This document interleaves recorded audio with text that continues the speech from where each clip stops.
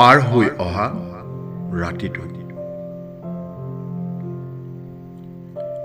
বাটৰ কাষৰ এখন খোলা দোকান,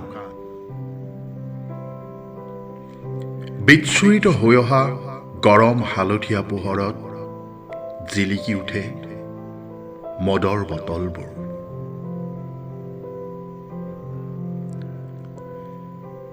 চিগাৰেটৰ ধোঁৱাত কুণ্ডলি পকাই এটা হুমুনিয়া। মাতৃৰ পিয়াহত মুখ গুজি উচুপি থাকে এটা সদ্যজাত শিশু। এনেকৈয়ে মই পাৰ হৈ যাওঁ এন্ধাৰত কঁপি থকা ৰাতিটো।